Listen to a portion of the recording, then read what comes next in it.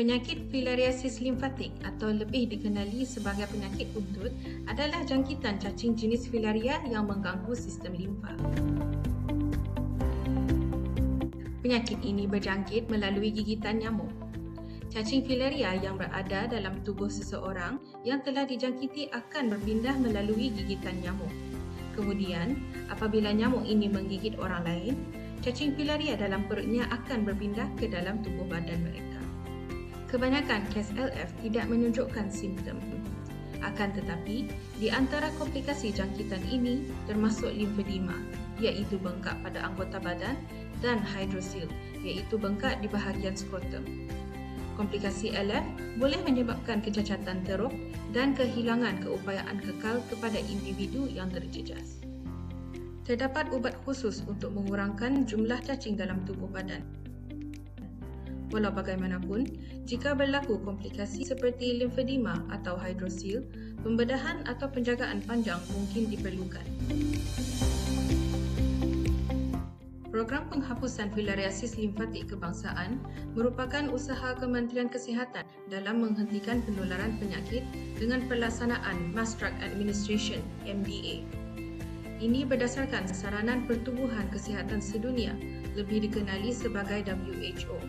Selain dari melakukan pemantauan yang berterusan bagi kes-kes LF di negara ini. MDA melibatkan pemberian ubat setahun sekali kepada penduduk yang tinggal di kawasan berisiko walaupun mereka tidak menunjukkan simptom LF. Program skala besar ini dilaksanakan untuk mengurangkan jumlah cacing dalam badan penduduk yang berisiko kepada tahap yang rendah. Dengan ini, penularan penyakit dapat disekat dan seluruh komuniti dapat dilindungi dari jangkitan LF. Jika AUDA merupakan penduduk di kawasan yang terpilih dan layak menerima ubat, penyertaan AUDA amat penting.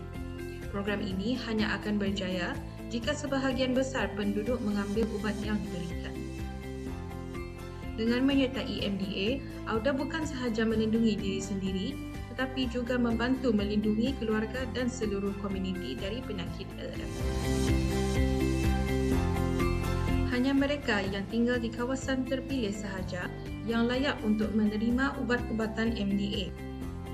Walau bagaimanapun, MDA dikecualikan bagi kanak-kanak di bawah umur 2 tahun, wanita mengandung, ibu yang baru bersalin dan menyusukan anak damiknya, dan mereka yang mempunyai masalah kesihatan yang tertentu. Apabila AUDA berada di lokasi pengagihan ubat MDA, petugas kesihatan akan mengambil maklumat pengenalan AUDA. Kemudian, berat badan AUDA akan disukat untuk menentukan dos ubat. Seterusnya, ubat-ubatan MDA akan diberikan untuk diambil di bawah pemantauan petugas kesihatan.